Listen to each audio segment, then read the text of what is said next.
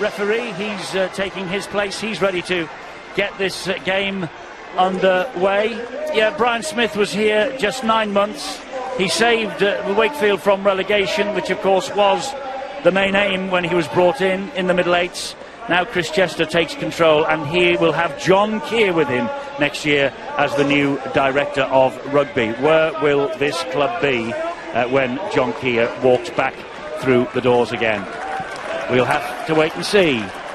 As the boys have said, the conditions are pretty good now. The rain was siling down this morning, but it has dried up considerably, and this pitch at Wakefield is always in tip-top condition. Right, we are underway. It was Max Jowett getting us going here at this famous old stadium, and Salford with the first use of the football early on in the match. Can they produce the sort of form that we saw in their home game against Warrington?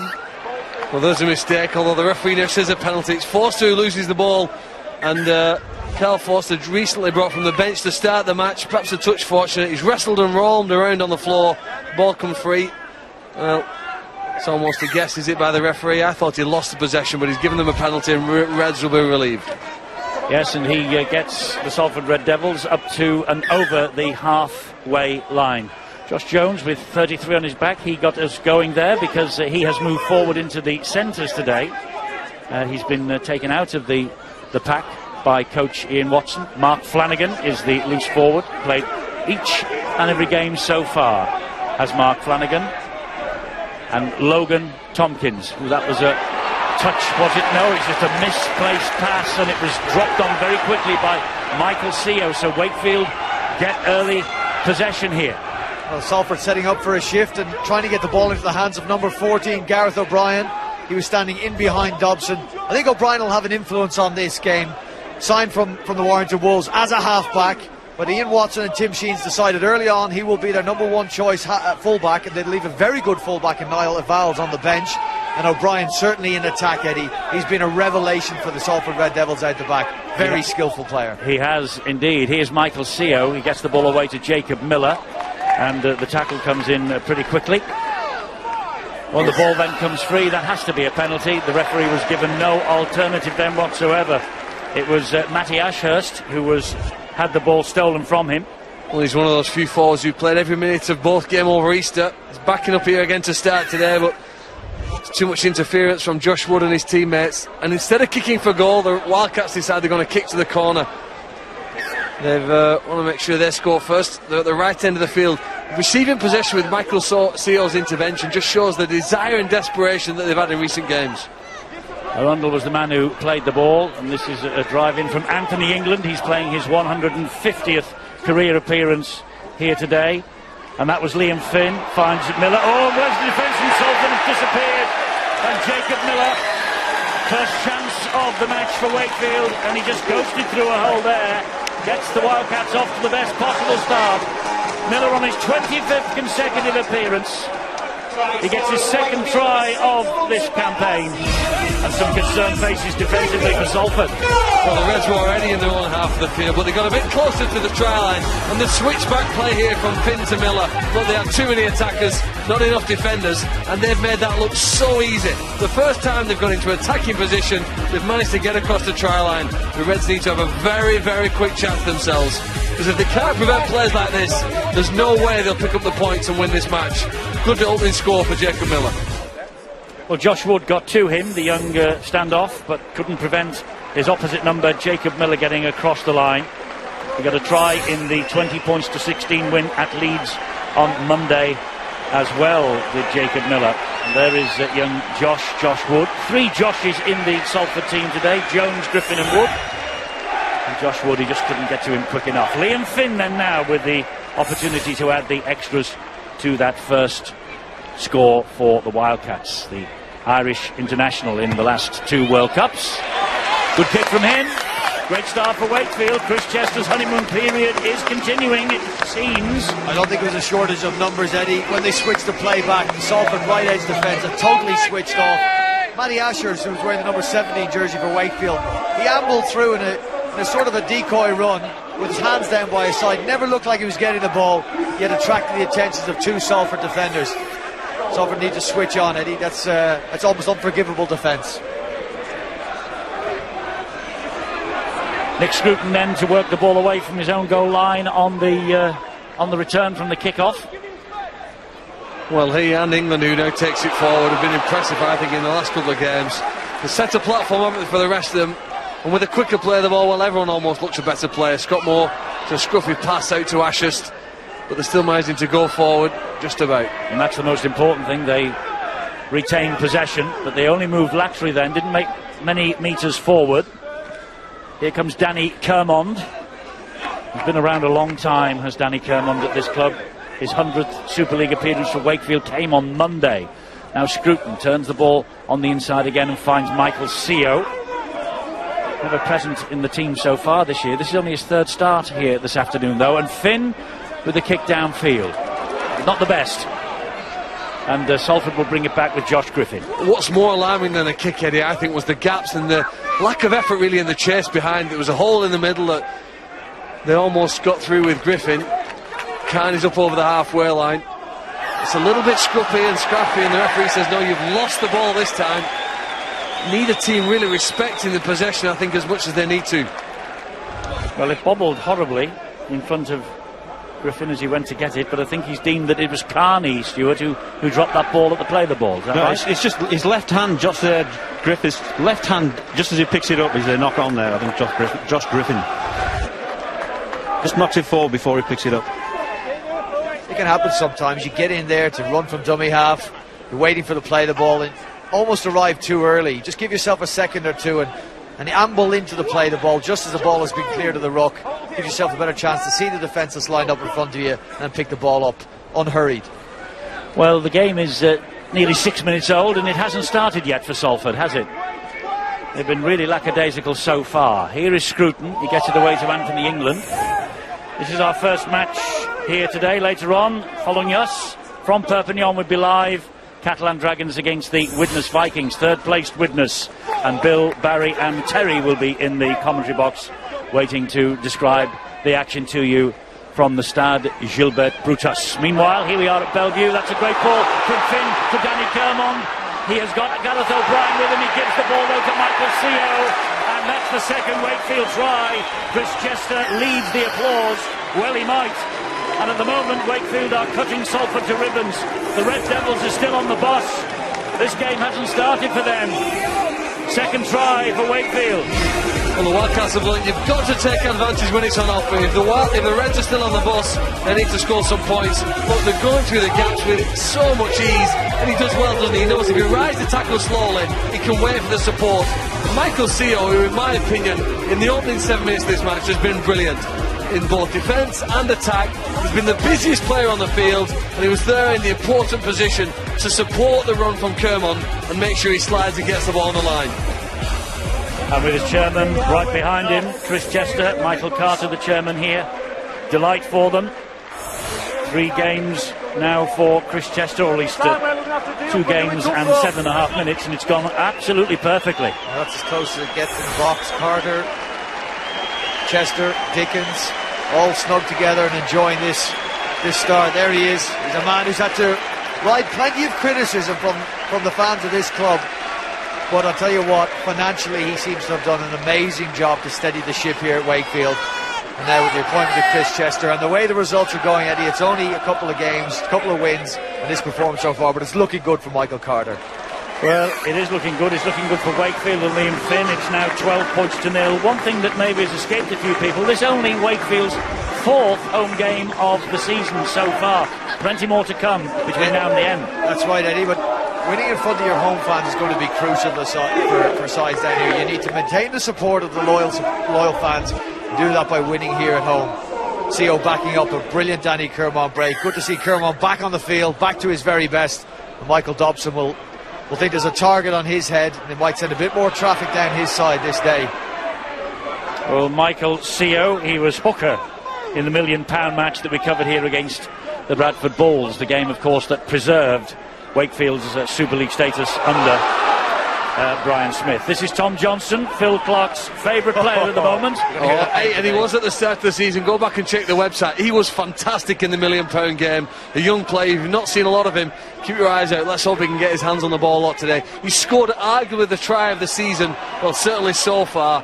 He's great at both ends of the field. I love to see him with the hands on the ball. Well, he's waiting out there on the left wing. He's hugging the touchline as he does traditionally for the Wakefield side. They're going that way now here with Scott Moore. He finds Anthony England. That's a good tackle on him by Mark Flanagan and Josh Jones rather than Logan Tompkins. And now Miller will hoist the kick high. And Griffin's underneath it. Bounces it quite safely in the end. Good chase though by Wakefield. They've got good hang time on that kick. Well, by the time it came down, there were 3 or 4 defenders around him. It's important to stop Griffin early in his tracks. He's been a very, very strong runner of the ball for the Reds so far this season. They've taken out him in player 1, Gareth O'Brien in player 2, and they've tried to stop Justin Carney, but they've hit him too high. And maybe almost 10 minutes into this match, we're going to see Michael Dobson's team come alive. They're going to get the possession inside their opponent's half, and we're going to see what they've got in their attack. Yeah, they find touch 40 metres away from the Wakefield line. Not been threatened at all so far in the opening 10 minutes. Wakefield leading by 12 points to 0. And Logan Tompkins is in there at dummy half. 25th consecutive appearance for him, and there is yet another mistake from Carl Forster. Knock on. Well, if they can't hold on to the ball, they've got little to no chance of winning here today. It was a very late withdrawal. I don't know whether this affected his mindset. He prepared on the way here, thinking that he was going to be on the subs bench at the beginning of the match. Craig Kopchak, we saw on the pitch just moments before the game began, receiving some treatment to a perhaps lower back problem from the physiotherapist, stiffness if not pain. They then made that late switch, and Forster hasn't really been able to get to the pace of the game so far. Here it is then. Johnson. Tackle just inside his own half of the field. Plays the ball to Scott Moore. Danny Kermon takes it forward again. Gets them to the halfway line despite the attentions of 2 defenders. Moore again. Ball goes into centre field to CO. He finds England. Surrounded by red and white jerseys though.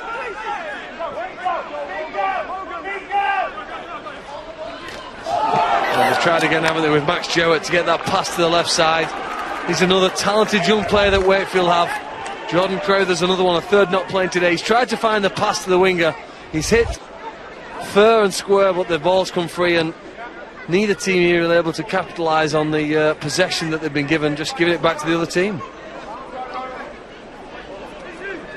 Well, a host of former Wakefield men in the Salford playing squad. Josh and George Griffin. Tommy Lee not playing today, neither is Greg Johnson. Ex-Red Devils for Wakefield, Ben Jones-Bishop is out there, of course, and Ashley Gibson not playing today. Matty Ashurst is. Stuart Howarth not there. You know, there's plenty of feeling between these 2 clubs. There's plenty of size, Eddie, in the outside backs for the Salford side. Gareth O'Brien only slight playing at fullback. When you look at Justin Carney, Junior Sow, Josh Jones and Josh Griffin, all very capable athletes and able to bring the ball back, I would imagine Salford will look to those big boys to start their sets, get them rolling forward. Well collected at the back by Max Jowett. Well, teams tend to tackle more enthusiastically when they get close to opponent's try line, and I think Michael Dobson's hoping with that kick in there now, his teammates can get excited here now. They've shown a little lack of desire, I think, in the opening stages here now. The 3 or 4 men firing in here now, maybe they're just about to begin. Tom Johnson had no way of getting past those 4, but they're going down his left wing.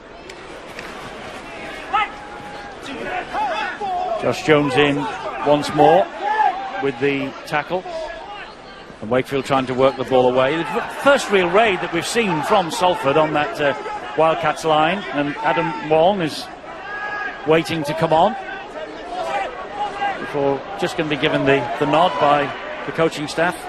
Now here you go, here's your reward. Your fullback catches the ball on the full, drops it off to a big beast like Carney to return the ball. Now you can get your set going.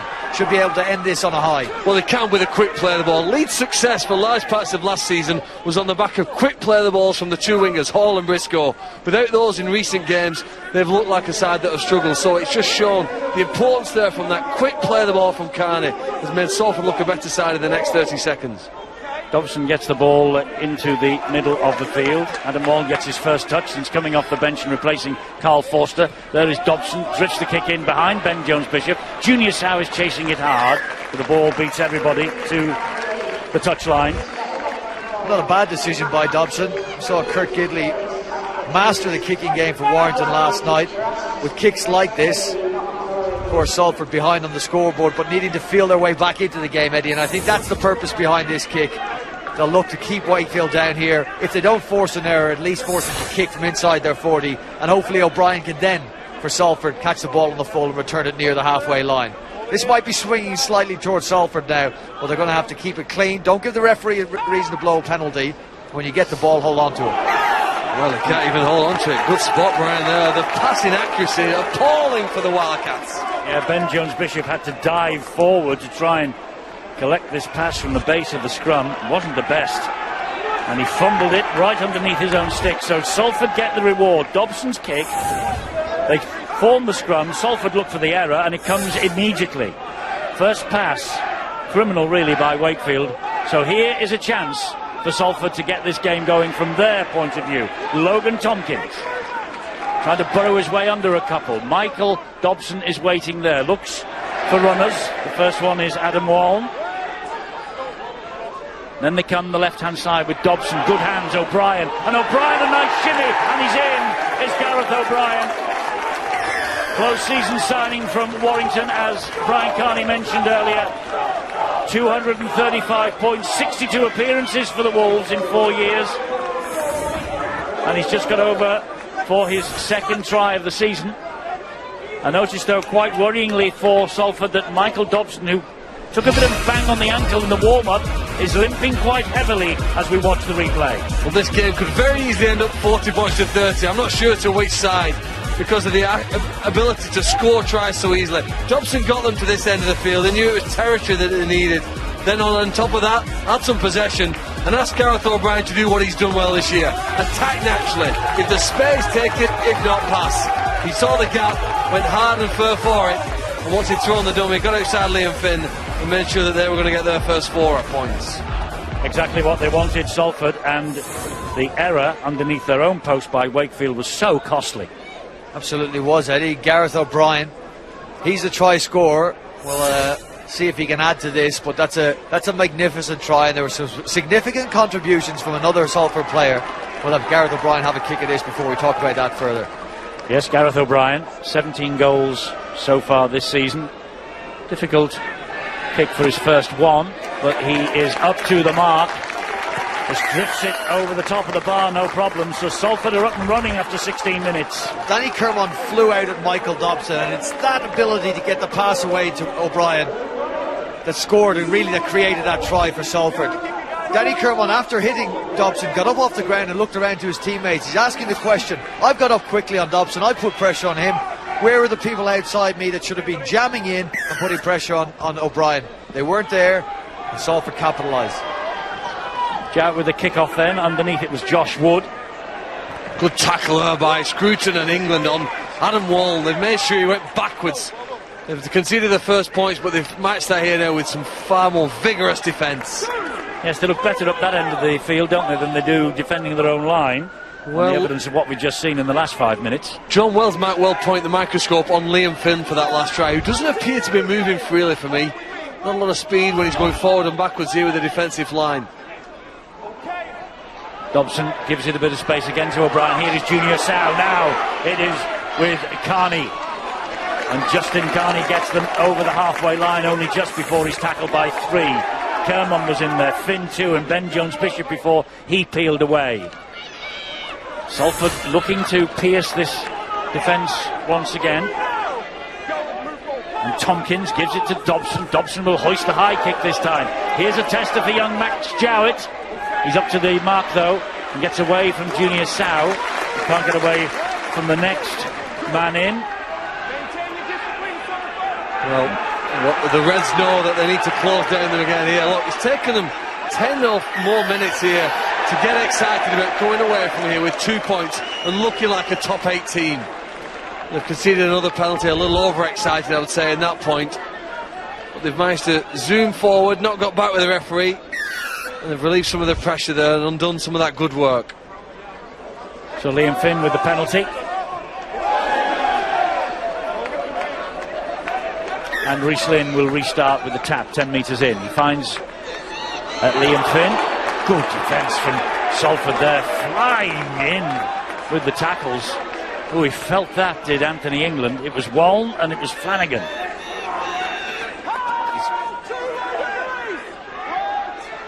Scott Moore, 40 metres away from his own line. England gets it to Finn. He gets away from one. Kermon tries to ride the tackle. Oh, and there's a problem here. There's a problem here for a player who's on the ground and injured. It's Anthony England. And Wakefield will carry on. Flat pass from Jacob Miller.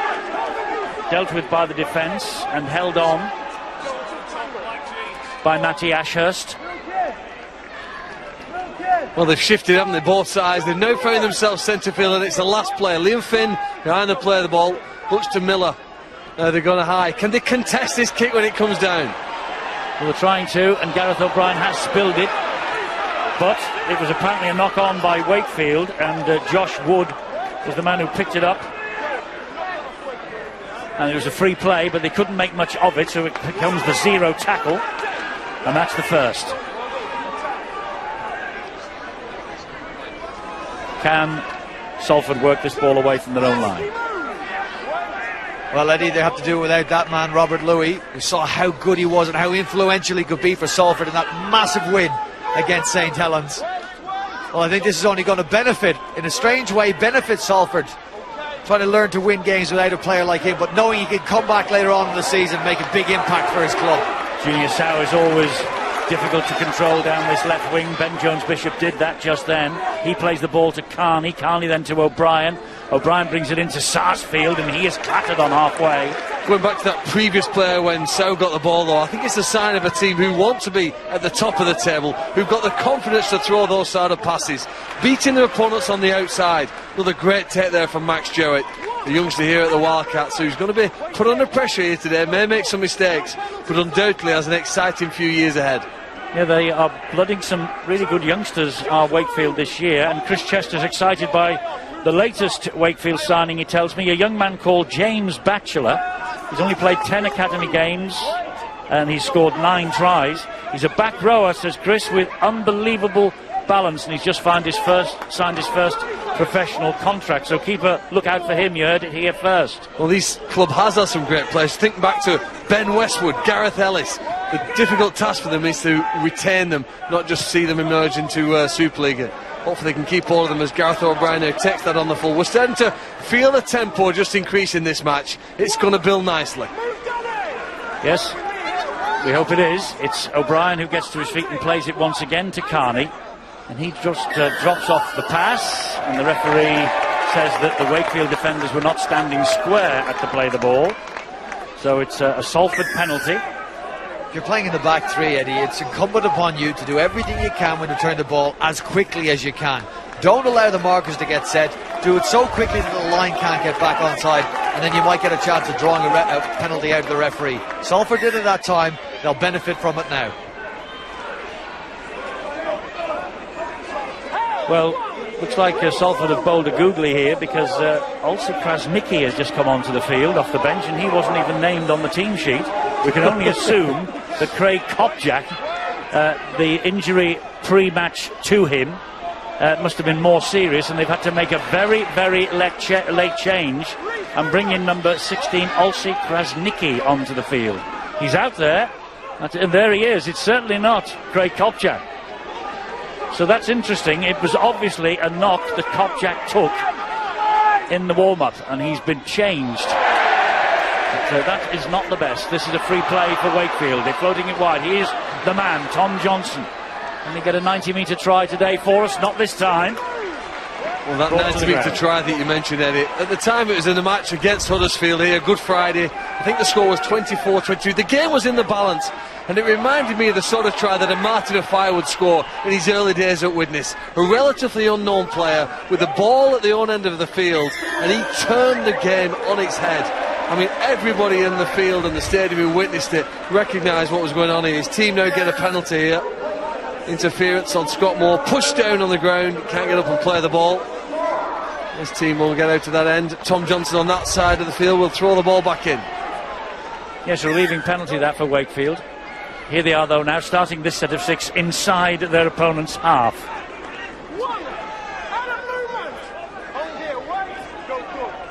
And Scott Moore gets the ball away to Arona, who's just off the bench for Wakefield. There's a touch of sloppiness, Eddie, to Salford's play that will cost them if they don't fix it up and fix it up quickly. Salford having to muscle up in defence. Max Jowett it was, chiming in. Plays the ball there to Miller. Now it is the French international, Michael Simon.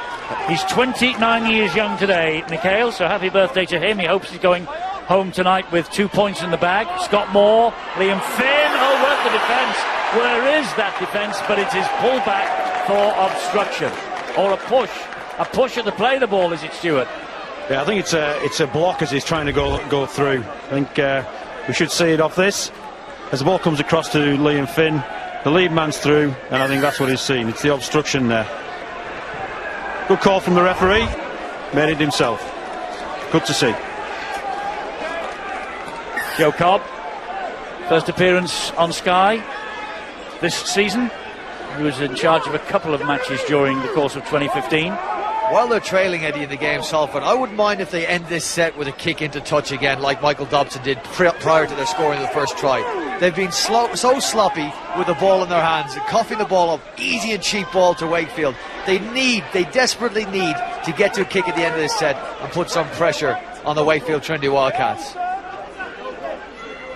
Well, Dobson is the man who is calling all the shots. That's George Griffin, who goes down 40 metres away from the Wakefield line. They go down the right-hand side. It's Gareth O'Brien with a deft little kick, but Max Jowett, delaying his tender years, he read that perfectly. He was in the right position at the right time to claim the kick, and Miller from dummy half will try and bring them forward again. You get the impression there are two teams not playing at 100% here. We know this is the third game in 9 days for them, and they don't seem to have been got up to it. But one player who's made a difference in matches I've seen is this fella here, the Frenchman Simon. I know he's pushed backwards there, but generally he's caught the eye when he's come on here for Wildcats, carried it strong, made a difference, few quick play the balls, and his team have lifted on the result of that. Yeah, he had a big game against the Rhinos on Easter Monday. Here is Miller, he gives it some width. Goes without it, does Joe Arundel. The ball's hit the ground and it went backwards, says the referee. Tom Johnson hangs on to it, challenged by Griffin and pushed by Griffin.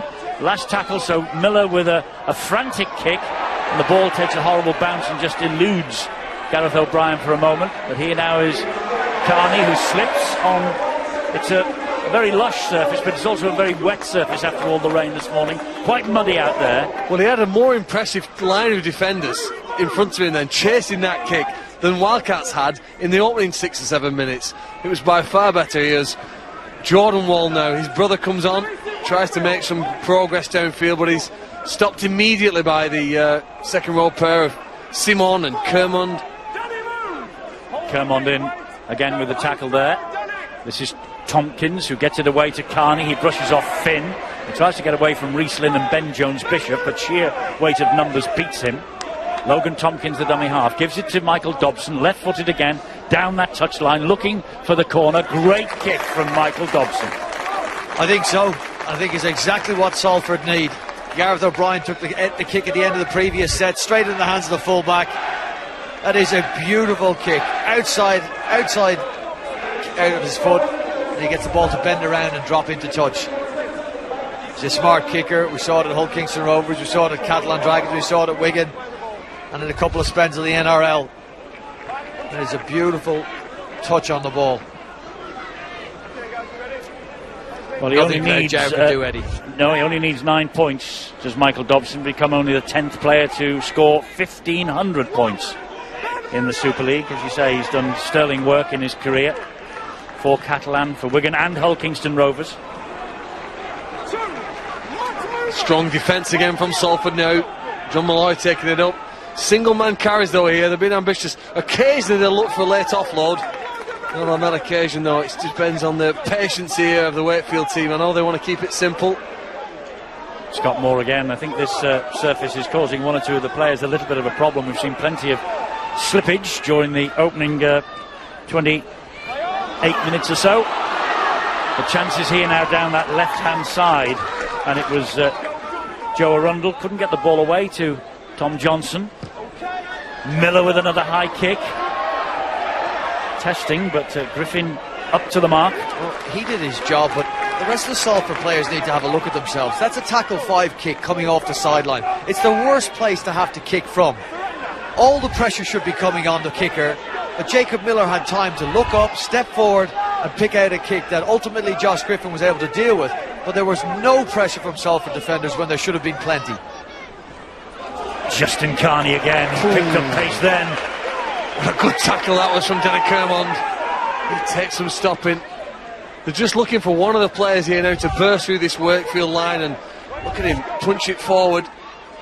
Again it's Dobson, he's looking for the territory again down this left hand side. Spongy surface, will it stay, will it stay? No, it runs dead in goal, so that will be brought back for a tap on the 20. Next week's games coming up here on Sky Sports from the First Utility Super League look like this. We'll be in Hull Kingston Rovers against Catalan territory on Thursday at 7:30 on Sky Sports 3, and Friday we're on Sky Sports 2 at 7:45, 7:45 for Warrington against St Helens. It'll be very interesting to see how that one goes. Warrington top of the table and St Helens just struggling a little bit. They're having a bit of a iffy season so far. Mind you, they are not alone amongst some of the big 4 or 5 in this competition this year.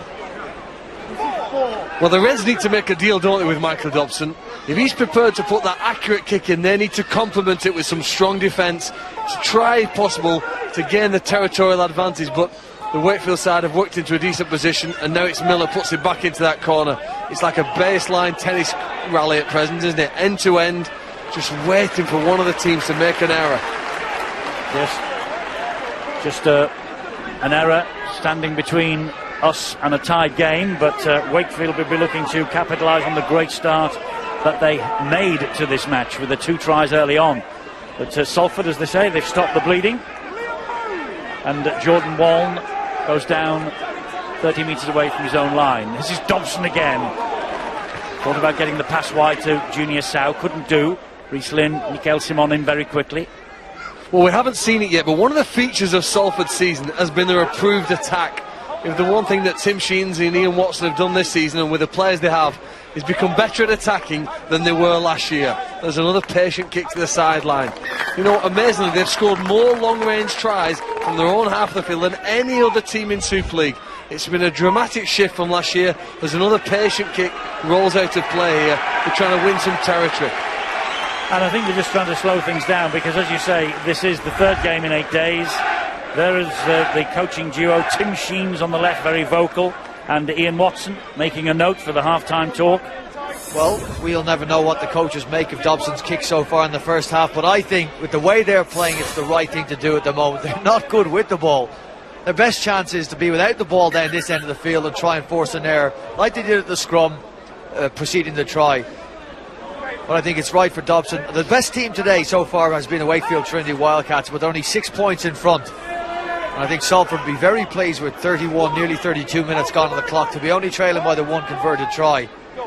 Well, certainly after the start they made. I mean, for the first 10 minutes they weren't in the game at all, Salford. But after a quarter of an hour they got themselves going. There was 2 tries in the opening 7 minutes for Wakefield. After that, it's levelled itself up a bit. And here we are now, just over 3 minutes to the half-time siren, and it's a tight contest between 2 ambitious clubs. Well, it's pretty obvious, Eddie, isn't it? They're the far side of the field from the corner angle. The left side for Wakefield is where they think they've got most chance of striking through Salford's defence. Again, back to the middle. But they've favoured that side twice as much as the right. And now we get to the end of the set. The control of the ball has got better as the match has won on, but neither side looks as dangerous in attack as you'd want them to be at this stage. Here comes Josh Griffin again, but running laterally and almost inviting the tackle from Wakefield. And in the end it came in, courtesy of Jason Walton, former Salford man, on a 1-year deal. They're doing a good job on Justin Carney over here. We know what a threat he is, but they're getting numbers in. Finn, Lynn. High shot though on Junior Sau. Penalty. Was it Mikael Simon going a bit high? Well, no, it wasn't. It was Jason Walton. It's been a long time since we've seen the side start to set a possession inside the opponent's half. How good can this kick be here to the side? Well, as you can see, all the support staff are very close to the touchline on this near side of the field, and it's a very tight and compact ground in all truth, but it's a bit tough for our cameraman up and down. He has to make and ride a few tackles himself. Trust me, you can hear what they say in the stands. When you're playing out on the wing here, you can hear what they say. Ball inside to O'Brien, and O'Brien gives it to Sarsfield, who only almost got caught by Ben Jones-Bishop. He sort of sauntered to the line, did Matt Sarsfield, but he's got over for his first try of this season, and it's a try that, if O'Brien is good with the kick, will drag the Salford Red Devils absolutely level in this match just before half-time. Well, the only surprise here after that penalty for the high shot is that it's taken so long for Salford to show what they can do in attack. Look, 2 men trailing. He hides behind Dobson, he waits for the pass, and then he waits for the support. It's an intelligent play, typical of the style that Salford and Tim Sheens have had throughout their career. Not an easy pass for Dobson to turn your body and make the ball go backwards, Brian. Oh, it's a great play. As you say, hidden from defenders. Logan Tompkins finds Dobson, and then there's a really discreet run inside. I think it's Krasnicki on the inside that will divert the gaze of some of the Wakefield defenders. In goes O'Brien.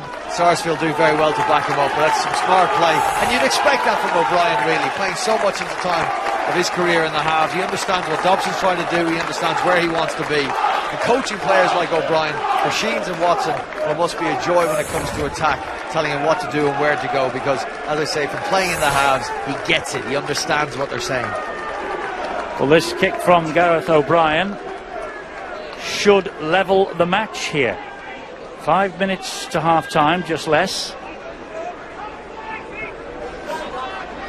And Gareth O'Brien takes a big breath of Yorkshire air before he pumps the ball. It just scraped in on the right side of the near side post. Well, as we said, a little trick shot play around the ruck.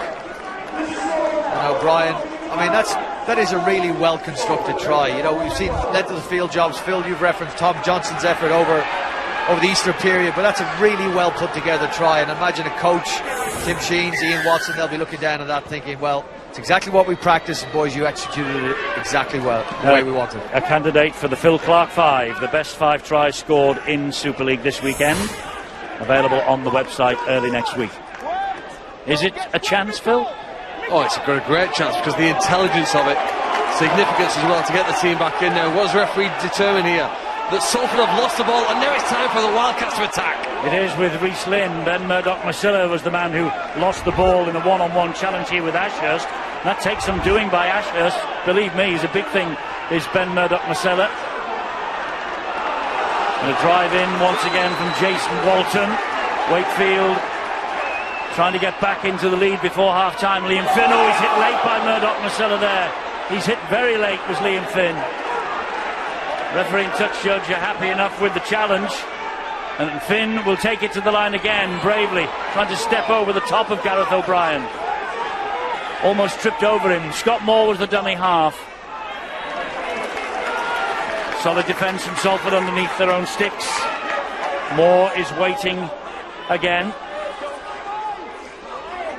It's with Miller, and Miller will float the kick to the corner, looking for Johnson! And Tom Johnson has climbed above the Salford defender, picked the ball out of the air and rolled over and bumped the ball down. Wakefield take the lead just before half-time, regain the lead from Tom Johnson. Tremendous try, great effort from him to get up and above the defender on that far side. Well, it was a late tackle, I think, on Liam Finn. The referee said play on, that was okay, but it's inspired the Wildcats to play with a little more gusto. They've gone flat, But this is a brilliant try. This is another contender, because you know he's one of my favourites. That's a fantastic competition in the air from the left winger. He timed his run to perfection. He hoped that Miller could put the ball in the right place. He got above Josh Griffin, and he made no danger in grounding the ball correctly to get his team back in front. Tries in 3 home games in a row now for Tom Johnson, 20 years of age. He's only missed 1 game this season, the 40 points to 6 hiding at Castleford in February, and he's been on the wing for the last 7. Only 13 appearances last year, but he got an impressive 9 tries in Super League. That's what caught Phil's eye. It's a great finish, absolutely. Any minor criticism of Josh Griffin might be that he found himself stuck underneath the ball, give himself a metre or 2 closer to the sideline, and he could have attacked the ball.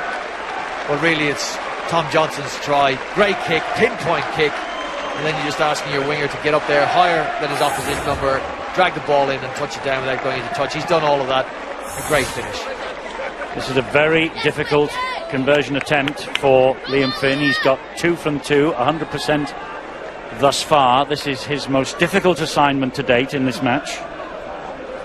But it would just nose Wakefield a couple of more points in front, but this time he misses. So it's 16-12 to the Wildcats. Well, if you hit the rewind button, the problem for Salford wasn't the fact that Josh Griffin couldn't really get under this ball. It was that Ben Murdoch-Masala had the ball stripped in their own half of the field, and all of a sudden you have to deal with problems like this. Difficult situation for any defending player, and the fantastic Tom Johnson makes it a happy time, maybe at half time here, I would say. 16-12, Chris Chester's side ahead, and barring a disaster, they're going to go in with their eyes on being a top 8 team. Solid enough run out of defence from Arona after the kick-off. Could play the balls, that's what Wakefield are after. And here is Rhys Lynn. Salford get to him though in numbers. Logan Tompkins was the first man in, and here is the Frenchman again, Simon, to halfway. Well, have they got it in them to find another one? Back-to-back tries can be killers in Super League. They're looking here with Arona now taking it forward. They've been relatively conservative there with 5 plays. This is the big one. What have they got in this effort to make it another try before the break? Well, they're going down that side again, but Miller is content to just roll the ball all on the ground into touch. I think that's sensible play rather than risking a 90-metre response in the last 30 seconds from Salford. It'll just about probably eat up the remaining seconds of this first half, and Chris Chester will be on his way down, knowing, I think, that 2.5 games into his new role as coach of the Wildcats, he is so far unbeaten. Been out of the game for 3.5 weeks after his departure from Hull Kingston Rovers. He's got no hard feelings about that, he says, but he'd had the 3-week holiday. He wanted to get back, and this opportunity presented itself. What's amazing from an outsider's viewpoint is that both Wakefield and Hull Kingston Rovers, the club that he left under James Webster, both appear to have improved in that time, and they'll be very happy here to go in. John Malloy just injured before the break, but pretty good first 40 for the home team. Well, they've won both the Easter games for only the 3rd time in 18 seasons, have the Wildcats, and here they are now ahead at half-time in the 3rd match of the Easter programme. It's always regarded as the 3rd match this weekend, and they're ahead at half-time too. Miller, Seo and Johnson with the tries, O'Brien and Sarsfield with the 4-pointers for the Red Devils. 16-12.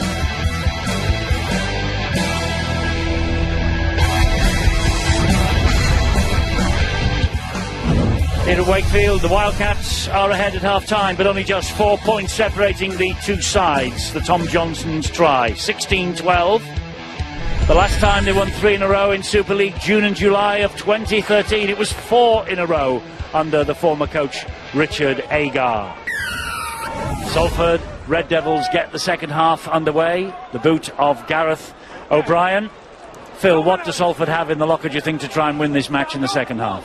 I think they have some confidence that if they get their hands on an equal share of possession and some better field position, their attacking guile with players like Michael Dobson should be sufficient, and Gareth O'Brien having his involvement as well, should be sufficient to get them some more points.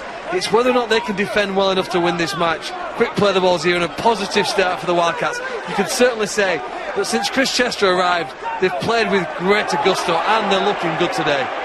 Well, Murdoch Masella could easily have been penalised then for another shove on Scott Moore as he got to his feet.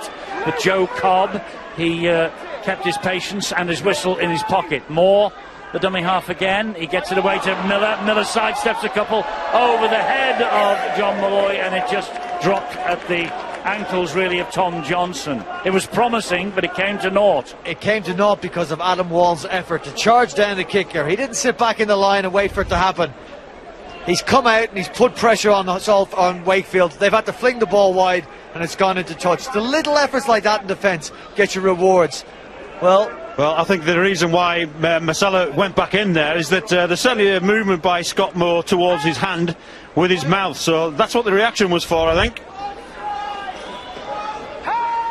Griffin is tackled, held, says the referee, and he ends up on the ground. And Salford coming forward here again now with Olsi Krasnicki, the man who was never named on the team sheet before the match, but obviously there was a problem with Craig Kopchak, and he had to be replaced just before they came out of the dressing rooms. Either one would be good in Scrabble, wouldn't it? How many points would you get for that? Have you got any idea? Shed load there.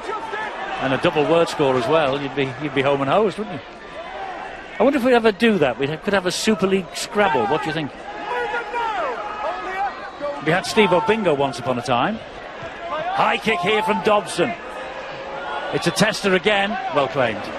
Important catch there from Tom Johnson. They've got to make sure they clean up at that end of the field. Start with a bit brighter. They're reliant, I think, both these teams on their backs now in this game, Brian. You said before the match, you certainly need the players out wide to get involved, as we see Tom Johnson, another outside back, trying to roll the team forward. And don't get put on your back. He's on his elbows and knees there, and it's the best position to make sure that you don't lose the tackle. You wait and see. That's what the defending side want. They want you on your back. Got more back into the middle of the field here. Solid defence from Salford. We have reached the last tackle as Simon plays that ball. Miller. No, they're trying it again. This time the pass is equally as bad. Well, there's risk and reward, isn't it, on this last play? The risk taken by Salford to try and put pressure on Miller. There's a potential reward if they're able to find the man. There is space here. They've got an overlap, but the pass again evades both Arundel, the centre, and Johnston on the wing. Well, They've tried it twice now. It was for Arundel. He's had a look at him, and every right to have a look at him. Jacob Miller.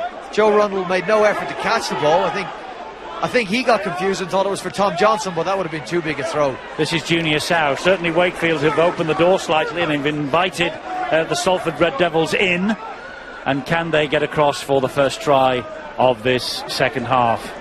They also need Josh Wood, the number 26, to get involved as well. They can't over-rely on Dobson. Again, this time it does come to Josh Wood. He's unable to get his hands on it this way. Tackled with Wall. 10 metres out, centre field. It's a great position from which to attack. And Tompkins does that. Here is Josh Wood, and he runs straight and hard, trying to go beyond Arona. The reinforcements arrived at just the right moment. This is the last one. Dobson with a kick to the in-goal. And it's bounced handily for Salford, but it's been chalked off. Adam Warren was the man who got to the ball first, but it's a penalty for offside. Well, he looked to be in front of the kicker, didn't he? He stood 2 or 3 metres in front of Dobson. Doesn't touch any of the Wakefield players. He's either forgotten the rules there or... Yeah, I think that was probably an easy decision for Joe Cobb. He's given the penalty on the 10 metres, and Wakefield can come away. Oh, he's way in front. I don't think he actually grounds it either, does he? He loses the ball. So it wouldn't have been a try anyway. Well, he couldn't resist the temptation, could he, of the ball so close to the line. Just went off the instinct of getting on it and trying to get over. Oh, risky offload. It was risky. It was a good job that Liam Finn was the one man who was slightly awake. He dropped on the loose ball gratefully. Here's Arona again. I've liked Arona, Eddie. I thought he was very unfortunate with the tackle on Swift to get suspended. He's back here today, trying his best. It's a heavy pitch. We've not seen a great deal of ball movement, but we've got a tight game on our hands. Unfortunate is one way of putting it. I think it's a travesty that he got any sort of suspension for that, but that's an argument for another day. Rhys Lynn is tackled by Junior Sow. Ben Bishop got somebody treading all over his ankles by the looks of things in the build-up to that. Liam Finn with a crossfield kick, a high one. Well, he's been steady under those high balls today, hasn't he? Josh Griffin did well again there. Would you want to say perhaps that kick could have been a little closer to the try line? Again, the ones we've been put up 5-10 metres from the line. Again, you've got to get them a bit accurate to put the catcher under even more pressure. We'll need to put a bit more pressure on them, Phil. You're right. I'm looking at these two sides, Phil, and I'm seeing energy in Wakefield. I'm not seeing the same spark yet in Salford. It may come, they'll need it to come, but I think the longer this goes on, Eddie, the lead staying with the home side, they will grow and grow in confidence. They should, but here comes Logan Tompkins. Away from one, away from two, finds Murdoch Basilla. Here is Josh Jones. Got Josh Griffin on his outside. His play on, says the referee. Josh Griffin has to fumble with it, and then it's touched and went backwards. Logan Tompkins, Johnson wrestling him to the ground, and O'Brien finds Dobson, who will put the kick in down the middle of the field, and the young full-back Jowett will pick it up once again. Let's go down to pitch side. Angela Powers is there, and she's been earwigging what's been going on in the half-time dressing rooms. I have, and Chris Chester says he wants to see his players let the ball do the work with some tactical kicking. This has been the third game in 8 days. It's all about winning the energy battle and being careful to turn the ball over in the right places. For Salford, it's a patience game, really. Complete the sets and get into an arm wrestle, because Salford think they'll be the ones to come out successful the other side. Kicking for them as well will be crucial in this half. They want to push the Wakefield team into the slopes in the corner and make them work hard to turn around. Simple game plans. Can the players put the plan into action? Here is Jowett. Little dummy is shown. Go to Johnson. Can he turn? That is quality. Yes, he can. Second try from Tom Johnson. Oh, not given yet. Not given yet by the referee Joe Cobb, although they have a try on the field. He wants to check about obstruction in the move that led up to this. Where has he seen this, Stuart? Well, it was obviously in the initial passing movement moving along, because once the ball got to Tom Johnson there was no problem at all. So we'll look at the ball movement across the field from Finn. So everything's fine there. There's certainly no contact yet. They're all running off runners going to the back. I don't think there's anything there at all. There's a lot of depth between the man in front and the catcher behind, so there's no issue with that. We can probably move on from that again. Is it not similar to last night, Stuart, when we saw one chalked off? Well, it is. It's very similar, but you know, it doesn't stop the movement going over. There's no stop on the play. Probably an obstruction against Wakefield there, so we can play on from that.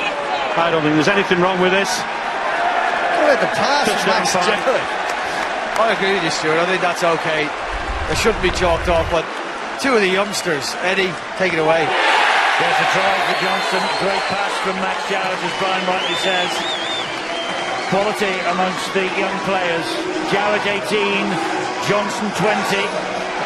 And a second try of the match for Tom Johnson, and it just puts a little bit of daylight between Wakefield and the Red Devils. Are they on the way to the top 8? That's a good try. We needed one, didn't we, to show us the quality of these two teams. They've played well this season, but not really until this point have we seen a quality try. And it's wonderful play by that fullback. He displays Craig Hall for his position in the side. And what Tom Johnson does there, to stand up, slow down the movement of the wing of the fullback, make him stay straight so you can go in and away on him. It's brilliant. I think equally as good is that he didn't pass this forward. Everything in his body must have been urging him to just release the ball and would have gone forward. He's had to twist and contort and make sure that ball went backwards. Max Jowett to Tom Johnson. That is the smartest of finishes.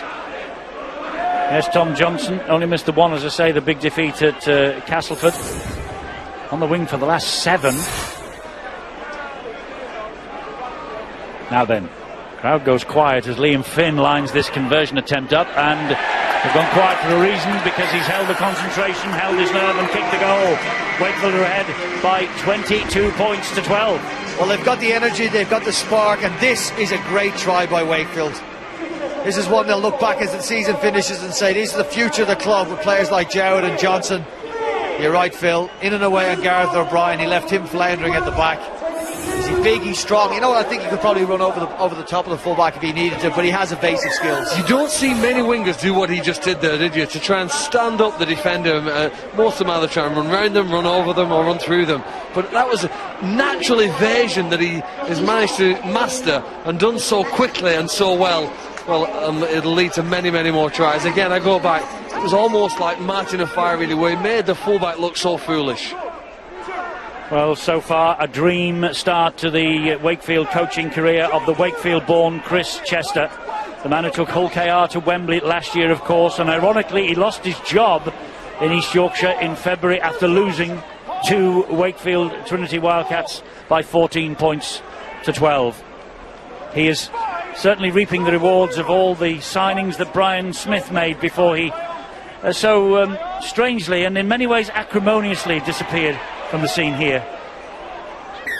You see this dribble out. You're right, Eddie. It was a strange departure, and it was a sort of a fractious departure by Brian Smith. But it has been said by the players, and I think Chris Chester will say himself, that Brian Smith put in some very good structures in place at this club, and I think they will benefit from the time that he has spent here. Chris Chester, of course, can put the icing on the cake, but I think Chester, the players that are here playing today, the players that Brian Smith saw, and even Michael Carter will say that Brian Smith left a positive stamp on this club. Indeed so, and Chris Chester himself says he's excited by the squad of players he's inherited. Well, you mentioned the squad. I think arguably their best player, Anthony Tupou, isn't playing today. He's been a wonderful, talented player, missed a few games with injury, but we're going to see him and Wakefield again this year, and I think he'll excite everybody who sees him play. Meanwhile, it's Salford trying to get back in the match with Junior Sow, who's been kept very quiet by the defence down that right-hand side for Wakefield, and looks like he has picked up an injury here. Junior Sow, 5 tries so far this season. Well, he's gone for the neck, and the referee has asked for a little look at this, Stuart. Yeah, usually an indication of some sort of crusher, but I don't think so. He's holding his head there. I think he just caught an arm as he's going in. I think it's the next part of the tackle, just as somebody's arm comes round. I think it's incidental, really. There might have been some contact, but I don't think there's any foul play there. I think he'll just play on for that. There's probably just a little whack there as he's going in. Mikael Simon, I think it is. Yes, it was. I don't think it's worth anything more than carrying on with play now. And they've checked him out on the field. No danger of concussion by the looks of things for Junior Sow. Good news. No, but a danger of this game going away from Salford. They need something, Phil, and they need it soon. Well, the coaches seem to have taken that message on board. They brought on number 1, Niall Evans, who was a prolific try scorer for them last season, and he's typically this year come on to play in the last half an hour of matches. He can get himself near the ball and does know how to get a try now and again, but he needs his team to lift. Hasn't Max Jowett been impressive so far today? Oh, brilliant. I mean, John's highlighted there a little bit of organisation at the back that he maybe was lacking in. But look, Eddie, that'd be a very small criticism when you look at his performance as a whole, and that will come as he gains experience. But under the high ball, he's been exceptional. And we say that pass from Tom Johnson's last try, well, that's out of the top drawer. A very good performance from number 21. Here's that man, Simon, again, taking the ball forward. They've reached the last tackle. Good tackling by George Griffin and Mark Flanagan. High again off the boot of Miller, and O'Brien is equally as safe as the youngster up the other end. There's a potential that Anthony England was actually offside for that player. The referees and officials went on with the flow of the game. They let him take the ball and take it, and I think Wakefield will be happy, won't they? Whenever the Reds are starting to set a possession, it's inside their own half. If they continue to do that till the end of the game, well, they may well go on to win it. Penalties and significant breaks get Salford some field position, but we've not seen the attacking verve or real gusto that they've shown at times this season. No, they have. They've shown some great touches. As I say, they've somewhat gone off the boil since they surrendered that big lead against Warrington not too long ago. But they have had a season, again, he soars above them all, does Jowett, and picks that ball up. Salford have had a season that started so promisingly. And as we see Jowett take that kick, Eddie, I want to pick up on something that we were speaking about as we were watching both teams warm up. We saw Craig Hall in the warm-up, fully dressed, ready to play, really. He was 18th man, he was putting some bombs up. We all questioned Chris Chester's decision to put this young kid in full-back in a game that will be crucial to them. It's a winnable game for Wakefield. And he's left the experienced match winner in the last game out against Leeds. He's left him on off the team. So it was a brave decision by Chris Chester, and he sees something that we didn't see before the game. So you'd salute Jowett's performance, but Chester's decision to put him in there. Yes, he has said he wants to have a good look at him because he really rates him, Max Jowett. Kick over the top is fielded easily by Gareth O'Brien. You know, Salford, as I said, they've had their moments this year. They've won at Castleford for the first time in 12 years last month. Then they beat Huddersfield at the John Smith Stadium for a third consecutive time on Monday. They're just a little bit inconsistent, and they want to get rid of the inconsistency. But here is an injury. I think he's got a bang in the face off Jacob Miller's knee here. Yeah, it's purely accidental, isn't it? He slips as he goes into the tackle, and Jacob Miller he goes more into Jacob Miller's knee rather than the other way around. It's another example, and the Wildcat fans won't get bored of seeing this, of Salford catching the ball close to their own try line and has to go the length of the field to post some points. It's great control of where the match is played. The defence has tightened up since the early stages, and they're just going to make sure they maintain the focus here now and keep the Reds trapped down this end. Dobson and Carney. Carney and Sow kept relatively quiet. Carney racing onto the ball from deep. He's been in the middle of the action almost from the start, but Wakefield have done a decent job in containing him thus far. Can they stop Murdoch Masala? Yes, they can. Good tackling by Scott Morley and Finn. There's Dobson, little dab down the line. Here's a tester for Jowett, up to it again. Well, a nice variety from Michael Dobson here. He's tried the high ones, they've not had any joy. Puts one on this difficult ground as Tom Johnson again breaks through the first couple of tackles. I don't think he's fully developed his physique. He'll get bigger and stronger, but he's still strong enough, almost like a Paul Newlove, to ride through tackles, has wonderful balance and power to push through plays. You get really excited every time he gets the ball, Phil, don't you? I do. I think he's a great one to watch.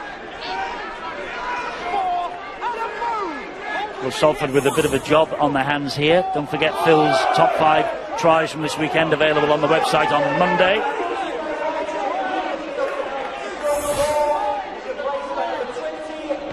Miller again goes the high route. Gareth O'Brien's after this. He's had to move quite a bit to get it. Great kick, Eddie, you're right. The fact he had to move made it more difficult. It went over his head and it trapped Salford again in the corner. Looks as though one or two of the Reds are getting a bit bored of walking back into this position and has to do the hard yards again. Angela talked about the half-time messages from Watson and Sheens. They said they want their side to get in an arm wrestle, but that goes out the window now. They're trailing by 10 points. There's 25 minutes on the clock, and it's not going to be good enough to just try and grind anything from there. They'll need a spark. Here it is! Maybe there it was, the pass from Dobson to Ben Murdoch Masilla. Dobson is coming up in support. Dobson has got the big man screwed behind it, and he does really well. The big prop forward to claw the scrum half to the ground, but Salford flooding forward here. This is Junior Sow, and they get across Wakefield and they stop him just shy of the line. We've reached the last tackle though. Have Salford still got something in them for this last tackle? A dab to the in-goal area? No. It comes up perfectly for Jacob Miller and the chance is gone. What a great break. Well, what about the tackle, Eddie? The tackle by Nick Scruton to prevent Dobson from scoring. It was a certain 6 points, and the big front row who's been good for Wakefield this year got back and the surprising play for me, Brian, was the one after when they passed it to the left to Sow. There was only one Salford player on that side of the field, very little chance of him scoring. Yes, you're right, and if Valls was here on the right hand side, Phil, you're right, they went Junior Sow on the left. I'm looking at Nyla Valls on the right hand side with a third of the field to work with, and I thought that might have been the better ball. Well, I suppose the players, and you two were players, they'll tell you it's easy from up here to spot things like that. You've got to be right on the button to spot things at ground level. Let's see what Salford can do here now as O'Brien runs this ball back. It'll be a war of attrition as much as anything in the last 20 minutes of this game. It's a heavy pitch, and it's the third in 8 days, the third game in 8 days for these players in the First Utility Super League. Well, it was Dobson who manufactured that break from their own half of the field. He knew they had to go wide earlier, and he did so with Murdoch Masala, the other end centre field. But Dobson holds the key now to a way through Wakefield's defence, and Liam Flynn that might be the vulnerable man in the line ahead of them. It's in the hands of Dobson. He then gives it to O'Brien. Oh, they go wide, and Ben Jones-Bishop nearly picked their pockets then. Had he picked that up, you'd think that would probably have been the game. because there was no one at home for Salford in defence. He fumbled it and there's 6 to go now for Salford. Here they come with Foster, who's back out there. Well, nobody would have caught him, Eddie. You're right, he was gone. He had a jump start on them. But it means Salford now have got possession back. Ben Jones-Bishop unable to reel it in. And this is a great attacking position.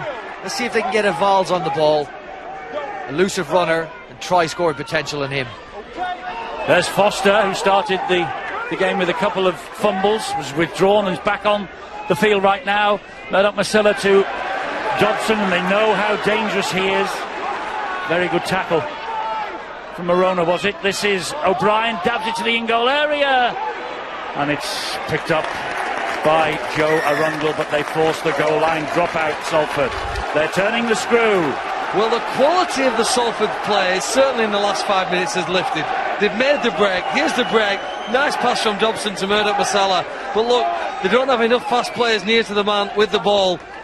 Dobson's tracked back by Scruton, and then on the next play, they go left, not right. And the taking of the chances will determine who wins this match. Salford have created one, but couldn't get over. Riesling and Co, Ben Jones-Bishop, Liam Finn saved a try on that play. 10 points behind, just over 20 to go. Goal line dropout then for Wakefield to defend. Liam Finn bounces into the arms of Justin Carney. Now, can Carney make the breakthrough for Salford? He's dropped the ball. Oh, the referee says play on. And it's the free play. Johnson is pulled down by Evals. Oh, Jacob Miller put his body in front of Justin Carney. You know you're going to get hurt, but if you're brave, you might get results. He did that time. That's a real letdown for Salford. CO the dummy pressure half. relieved. Yeah, sorry, Eddie. Pressure relieved now. Anthony England for Wakefield. CO again. Scruton, the man who saved a certain try for the Wakefield Wildcats not too long ago. Finn goes down. CO once more. Scruton again. He had England on his shoulder, took the tackle instead. They're just inching towards the Salford posts. They come down this left-hand side with Miller. Miller dabs the ball into open space. O'Brien gets to it. Johnson, as soon as O'Brien got to it, Johnson was on him. Great kick again to trap them in the corner. Now Salford, how much energy have you got here now? You're getting towards the 60-minute mark. You're in your own half of the field, but they need to be fast, they need to be creative. At the moment, there's about 10 of them stood within a 10-metre radius, and that won't be hard to defend. Yeah, very bunched up, Phil. I'm looking out wide to Ben Murdoch-Masila. That might be the outlet they need to hit. I'll go the other way now. They will with Josh Jones. He gets one arm free. He was looking for support. Josh Wood was there. Well, the positive for the Salford fans here today is that the team is starting to break some tackles. Arms are coming free, chances are opening up. And here is Dobson, who finds Evals. They go to the left-hand side. Josh Griffin to Junior Sow. Junior Sow has got someone in support. It's touched and back to one. Referee wipes the tackle count clear. They might not need it because that's a great run from Josh Griffin. He was first to react when that ball bounced off the hands of the Wakefield defender. And there's Evals trying to pinch one from dummy half. And he gets over the line, but he's not managed to ground the ball. He's held up, so they'll take it back to the 10-metre mark. I think he's almost given a special project task, isn't he, here, Niall Evals? Be the super sub and score some tries. He's had very few touches here since he's been on the pitch. He knows people expect him, and even in the commentary box, to get over the line and score 4 points. It was a risky player, an ambitious one there to score from that position. They've got plenty up in the sleeve. Carl Foster will take it forward again. Dobson directing all the traffic behind the play. Wood goes into dummy half. And Dobson lined up. He might take the next pass. Yes, he does. Looks for the runners. It's O'Brien. Then it's Josh Jones. Here is Justin Carney. And Carney gets over for the Salford try. Justin Carney, try number 5 on a season-long loan from Castleford. Being linked with Wigan for next year as a replacement for Josh Charnley. Justin Carney gives Salford some hope here. Well, now we've got a finish on our hands, primarily because the Salford side has started to make breaks, particularly on the left-hand side of the field. Superb pace from Junior Sow, kicks it back in field, looking for his fast support players. It bounces favourably for Griffin, then he almost loses the ball. Kerman says he's stolen it. The ref says no, it's Salford possession, and this time they make no mistake. 4 quick passes to the right-hand side of the field, and then the final one to the man who makes sure with 4 points on it. a really subtle little play from Gareth O'Brien here. It's a little pump just there, and that brings the defenders in. Tom Johnson, one of those, gets interested, gets attracted, and that leaves Justin Carney with an untouched run into the line. Eddie, strap yourself in, we've got a finish coming up here. Well, Justin Carney scored 4 tries for Castleford on a visit here last July. This is just as important for Salford, and if Michael Dobson, if he kicks this goal, we are in for a thrilling finish, as we're in the last quarter of the match. Dobson left-footed, and he's kicked it. Oh, wow. He's kicked it all right, as Michael Dobson. 22 points to 18. Well, Angela Powers made reference to a patient approach that the Salford side needed. They've done it here on the back of some brilliant breaks. There's the first one. You remember, this is just over 5 minutes ago. OK, they didn't score. Then they forced a goal line dropout. They're starting to spend time close to opponent's line. And then on a further break, with some wonderful passing. The best attack they've shown us so far. Maybe they've saved the best to last. I think if Gareth O'Brien just passes that ball, Eddie, the defenders slide off. It was just that little pump that confused Tom Johnson and drew him in when he didn't need to come in. That's great play by the fullback, the former halfback, current fullback for Salford. Well, Salford, you feel, just might be able to sniff a victory here now, and they're taking a few risks. Josh Jones takes the ball forward. They've only won here in Super League on this ground 3 times, the Red Devils. So it's not the favourite ground that they would come to. Then Murdoch-Masilla driving the ball in. Here goes Junior Sow. Sow and Carney certainly getting much more involved in this second half. And Carney now hugging the touchline on this near side. Scored 1, looking for more. As the ball is driven in once again by Adam Waln. We've reached the last tackle. Dobson. It's a kick to the corner from Dobson. Great kick too. But Jowett is there to clear up the danger for Wakefield. Well, there's the patience that Angela was asking for. Well, Tim Sheens and Ian Watson certainly were. They want the side here now to apply some pressure. If fatigue sets in here, we tend to see some more errors, and that's what both teams are hoping for. By putting their opponents under pressure, catching and passing, playing the ball even, retaining the possession. The mistake is made. Hold with me. Wait. Go straight out of the room, George. Salford quickly out and in the faces of Wakefield as they receive the ball. There's a chance here, but that's a good hit by Carney. Great tackle. Well, the quality a lot of the field kicking has been exceptional. That took the wind right out of Ashurst's sails, by the way, Phil. It did here now. Look, the kick again, though. It's very high quality kicking games from both teams here, territorially anyway. Maybe not necessarily in attack, but we have gone end to end. A number of times the kicks have found that 10 to try line area.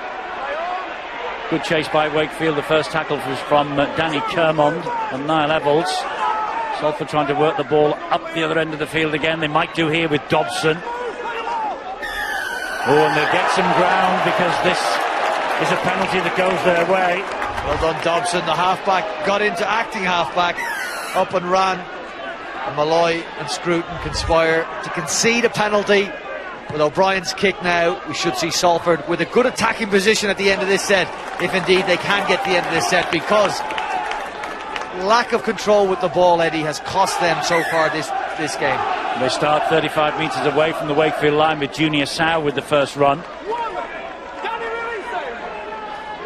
Josh Wood in at dummy half and waiting. They're all lined up down the right hand side of the field, and that's the way they're coming. Now they change the direction with Adam Waln. Quick play of the ball, Eddie, though. Not a penalty. But the Wakefield man is hurt and needs some treatment. Couldn't clear the ruck, obviously. And it's the man Danny Kermond, who's one of their most important players. Well, it almost seems unfair, doesn't it, to penalise a man for being injured. He can't move, he's certainly not faking an injury. Well, he was injured against Salford last June. He missed 12 matches. He won't want Lightning to strike twice here. Chris Chester will need him back on here, really. He's one of the mainstays, the glue that holds their defence together so often. Holding on to him, I thought, was impressive, Eddie. Splashed up there, Dream Team member in 2013. I thought many clubs would come in for Danny Kermond, but for the future of Wakefield, Michael Carter, Chris Chester, Stuart Dickens, they've got to hold on to the likes of Kermon, hold on to the likes of Jowett, and hold on to the likes of Tom Johnson and build this club. That's their ambition, I'm sure. Josh Wood, meanwhile, here is Forster again. Now Gareth O'Brien and Niall Evalls, and on the angled run is Carney! And Justin Carney, he's got over, hasn't he? He's short, says the referee. Wow, that was a last-ditch tackle on their own line by Wakefield to deny him. And he takes some stopping, does Justin Carney, and he's hurt as well. And the referee's just told us a bang on the head for Justin Carney. It was certainly going to be a crash ball run, wasn't it, when he was turned back inside. Brave effort from Jowett, Jacob Miller, Michael Seal. Look, hands and feet keep the ball off the floor. He's just short of the line. So the play the ball continues from where the tackle was affected, and here is O'Brien, and he finds Dobson, and Dobson a short pass. Murdoch Masilla is held up by 3. Kermon fully recovered by the looks of things from the earlier bang. Evalls, back he comes again to Dobson. Here is Waln. It suddenly opened up for Adam Waln, and suddenly the door was closed by Danny Kermon. 4 tackles gone, still 2 remaining. Wood gives it to Dobson. Dobson to the in-goal area. That's not the best. Liam Finn bent down, picked it up, and well, he made about 5 metres before he was clattered in the tackle. I think prior to this, though, that play, okay, the kick went low. Some of Wakefield's defence to stop Salford scoring in that set was very impressive. How long they can keep doing that for, I'm not sure. They don't want to spend too many more sets defending on their own line, because some of the big Salford lads seem certain to crash over from close range. Former Wigan Academy player John Malloy was the man with the run. Oh, and there's a thought there from Miller of a possible kick wide looking for Johnson. In the end he thought better of it, took the tackle. We play the ball here to CO. And, well, nowhere for Matty Ashurst to go with 3 around him. And they put him on the ground, and CO appealing for a penalty, and Ashurst having a word also with the touch judge. Carney struggling a bit. The kick is over the head of Gareth O'Brien. This will not, or will it? Yes, it will, because his foot was over the dead ball line, Gareth O'Brien. Carney is off the field. That's a blow for Salford. Well, an undoubted blow. Most recent try scorer in today's game, but I'll tell you what, Eddie, 4 points in it, 13 minutes left. We've got an exciting finish ahead of us, and this game has been exciting and aided and abetted, I think, by a very good refereeing performance from Joe Cobb. Hasn't gone to the video referee unnecessarily. He's trusted his instinct, and he's played his part in a relatively free-flowing game. So well done to him. Yes, well done, Joe Cobb, and the players are certainly sticking at their task, aren't they? Well, it seems now like that. Salford, yeah, Eddie, certainly I think moving the ball a bit more. They know how determined their opponents have been at defending. If you just kick it forward at them, they've stopped most often. But by moving the ball, trying to find the spaces, not running at the faces, might help them to get the points. Dobson just over halfway for Salford. And here is Mark Flanagan. Goes down tackle number 5. O'Brien will go into centre field to Dobson again. He'll hoist it high and wide to that left-hand side. Ben Jones-Bishop underneath this for Wakefield. Pouches it cleanly under pressure from Junior Sow. Good catch in the air, was it, from the right wing? I think some of the Wakefield fans felt as though he was tackled in the air, but I think it was just a collision that took place naturally. It's just the way he jumped up for the ball, wasn't it? Nothing wrong with that. I say the players of both sides have dealt with the aerial challenge well. The only one blot, I suppose, is poor old Josh Griffin, who was climbed above by Tom Johnson for that try right on the stroke of half-time that gave us the half-time lead. And that was a positional error more than anything technical, Eddie, in the attempted catch. So you're right, underneath high balls. The balls have been kicked very well with a slightly swirling breeze. They have done exceptionally well. Here's another one from the left boot of Liam Finn, and we didn't hex Gareth O'Brien. Plucked that out of the air. Gets to the 30-metre line. Both these clubs this year used 50 players between them, 25 each, the most testing time of the season for clubs like Wakefield and Salford.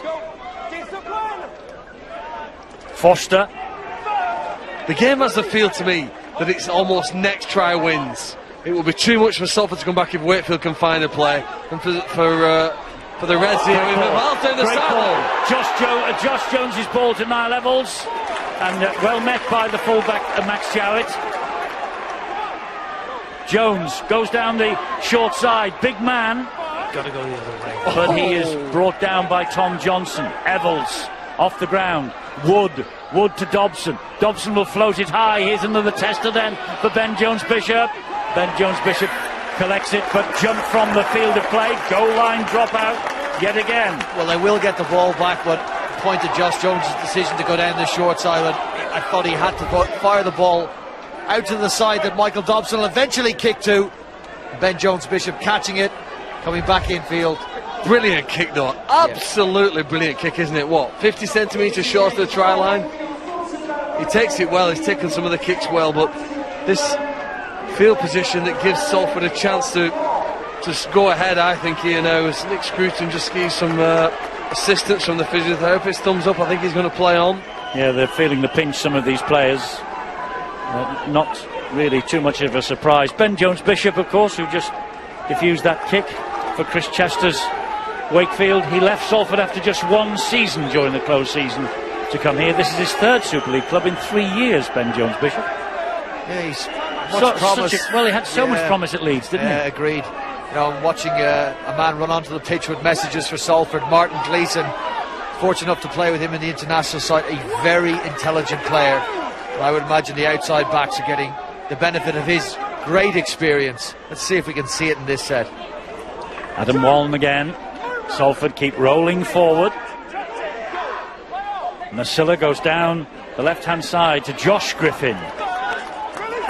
And the threat is dealt with by Liam Finn and Danny Kermond.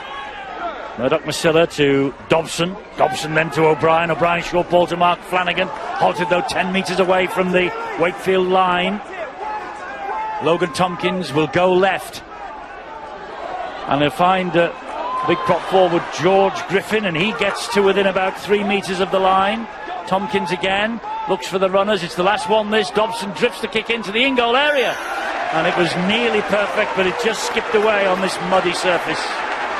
Well, again, great defence from the Wildcats. The supporters enjoying and appreciating the efforts the team are making here to hang on to this 4-point lead. You take a drink, will you? We've got 8 minutes and a little bit to go, and Wakefield clinging on to this 4-point advantage. They have had the better of things against Salford since returning to Super League in 1999. They've won 21 and drawn 2 of 37 meetings, but at home 14 wins and a draw from 18. So they know as a club how to get across the line. Of course, not many of these players will do. Danny Kermond depart. Quickly in at dummy half was Jacob Miller, looking for support as he runs laterally across the face of play. He gets the support in the end. No way through for Kermond. Last one here, Liam Finn drills the kick at Niall Evalds. He does well though, Evalds. What about Salford Red Devils? It could have been a Manchester United Red Devil with that instep trap. The time is the enemy for Salford as much as anything else, but they're only 4 points adrift.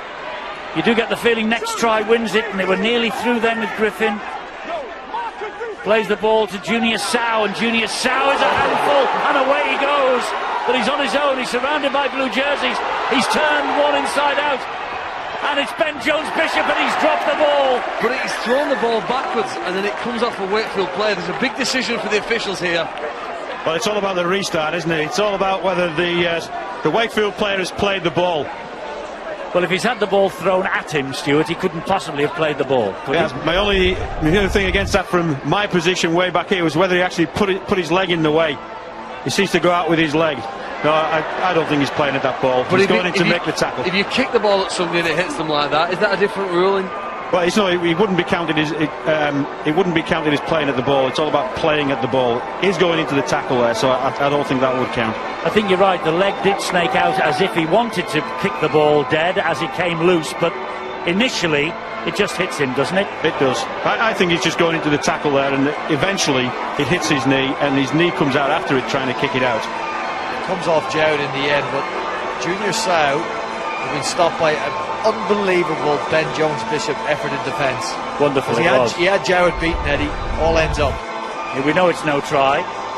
It's just a question of how we restart the game, and we restart, as Stuart Cummings rightly says, with a tap on the 20-metre line for the Wildcats. And the time Well, less than 7 minutes to go.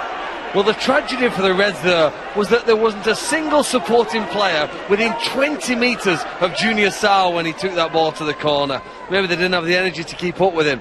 But there was another opportunity to win this match, and one that they've not taken. Sun shining now, and who will it be shining on at the end of this match? Will it be Wakefield, who are clinging on to this 4-point advantage? Will it be Salford, who are trying to get back into the game? Here's a break now at the other end, and it is Reece Lynn, and Reece Lynn has support. He doesn't need anybody. That's a great try from Reece Lynn, and that could seal it for Wakefield.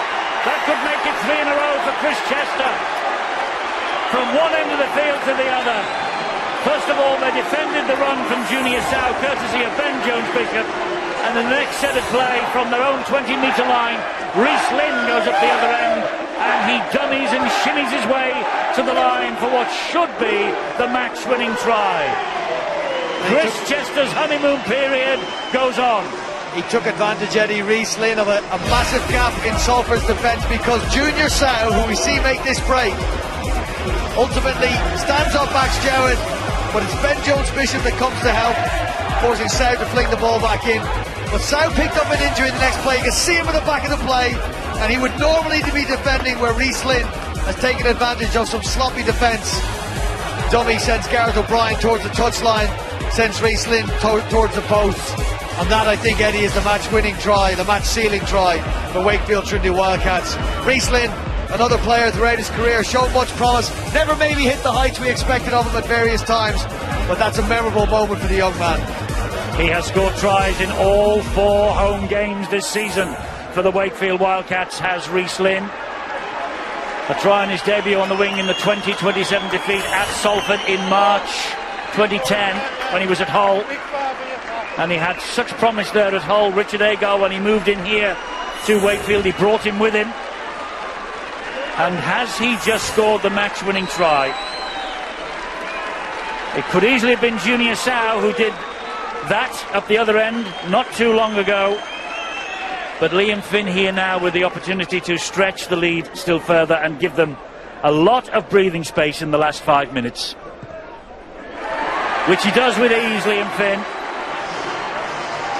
So the gap is back to 10 points, 28 to Wakefield and 18 to Salford. Side backs for Wakefield. The last few minutes just helped to save this match. Ben Jones-Bishop with the try saver and Reece Lynn with the try. A combination of 2 young, very quick players have shown speed to save a try, speed to score a try, and I'm certain now they've added 2 more points to their league table. Well, he got Hull-Kingston Rovers to Wembley for the first time in 29 years last year, did Chris Chester. Salford have not gone the 10 metres from the kick-off, so it's got even worse for them in the last few seconds. Rovers beat Bradford, Wigan, Catalan and Warrington. But they froze, of course, on the big day itself, but it was no fluke for Chris Chester to get Hull KR to Wembley last year. I wonder what magic and what stories and what memories lie in store for Wakefield with Chester at the helm now. Well, the club are a remarkable organisation because they've probably been underfunded and under-resourced to the competitors for the last 18 years. But for 18 years, Eddie, they've managed to avoid relegation. Now, that's a skill in itself with their circumstances, their player roster. They've been remarkable, haven't they? But grinding out the wins when they're needed to do just enough to be where they are. Can they go any further than that, though? This is another very good win. 2 evenly balanced sides, but the Wildcats are showing, and have shown today, they can convert their chances into tries. And I think this win, because win it will surely be now as we approach 3.5 minutes to go, will take them above Salford in the table. It's a try from Michael Seo. He was looking for the try that would just put the icing on the cake. Here is Liam Finn. Now John Malloy. Wakefield finishing on the front foot. 3 minutes remaining. 10 points the gap. It's with Arona. He drops the pass back. It's with Miller. And here's the young full-back. He gets it away to Johnson. He's after the hat-trick. He gets the hat-trick. Tom Johnson gets the hat-trick. A wry smile on the face of his coach, Chris Chester. Tom Johnson. They're going to sit up and take notice of this young man. Excellently worked and very well finished by Wakefield. Tom Johnson doubles his try tally for the season to 6 with a hat-trick against the Salford Red Devils. Well, Max Stewart does well here, doesn't he, to get the ball to his winger. But when he gives him the pass, you think, nah, there's no way he can score here. 3 red shirts in one close space, but he makes that look relatively easy. He's got natural finishing instincts, and he shows it here perfectly. He can score tries from long range, he can score tries from close range. He knows his way over the line, probably the most important thing for any winger. And a little fist pump from Chris Chester, and the first ever hat-trick for 20-year-old Tom Johnson. And as much as getting into the top 8 and getting into the Super 8s rather than the middle 8s this year, you get the feeling, Phil, the big job for Michael Carter, Chris Chester, Stuart Dickens, everybody involved with this club, as you said earlier in the commentary, either you or Brian, to keep hold of the likes of Jowett and Johnson for the future. Yeah, they have. I mean, they've had a good record. A lot of good young players come from around this area. I go back to Gareth Ellis and Ben Westwood, 2 examples of players who've had good 10-year plus careers. Started playing for the Wakefield Wildcats, but then played the best rugby away from the club. I suppose the key, if they are ever going to be more than what they have been over the last decade, is to hold on to them and have them playing for them when they're between the ages of 25 and 30, probably at the peak of their careers. Well, if 32-18 is good enough, 34-18 would have been even better, obviously, but Finn has missed with that conversion attempt in the death throes of this match. Let's look again at this try from Johnson. It's worth having another look. Well, he's given the ball, isn't he, in 3 different occasions here. This is the one where he finishes the last one. But his ability to be in the right place at the right time. I mean, we've seen Don Manfredi recently for Wigan look sensational. We've seen more of Wigan than we have of Wakefield. And of course, he's playing for probably a stronger side, Manfredi, at Wigan than Johnston has done here at Wakefield. But I think they're 2 very young and exciting players. And I've no doubt that Wayne Bennett will be tuning in, watching these whenever he can.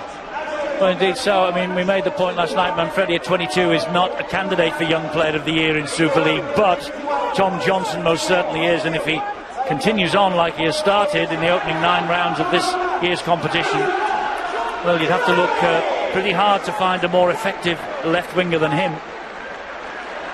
They've had another good afternoon under the tutelage of Chris Chester, and they're going to get into the top 8 tonight. Well, you're right. When people say you shouldn't change the coach mid-season, what's happened here, the performance from Wakefield is one of the reasons why at times clubs do it. And James Webster, again, similarly at Hull Kingston Rovers, they've played very well and improved, I would have to say, since Webster took over there. Sometimes maybe a change helps. Maybe so. I mean, the James Webster one was forced on them in many ways, or at least a decision made by the club. This decision here was one made by Brian Smith himself. He decided to vacate the role and allow Chris Chester to come back to Super League. And Chris Chester grateful for the opportunity. O'Brien runs the ball back gamely, takes the last tackle of the match, and it was a fairly hefty one as well from John Malloy. But Chris Chester, 3 out of 3. And you have to wonder where this season will take him now, and where it will take the Wakefield Trinity Wildcats. They were 16-12 ahead at half-time. Johnson got his second try, got tries either side of half-time, with only 8 minutes gone of the second half. Carney got Salford back into things with his try just after the hour, but they came home with a wet sail to the Wildcats. Reece Lynn with a fine try, and Johnson with the hat-trick. 32 points to 18 for Wakefield, and Chris Chester's life at Wakefield has started with a bang. Well, there's a good chance that one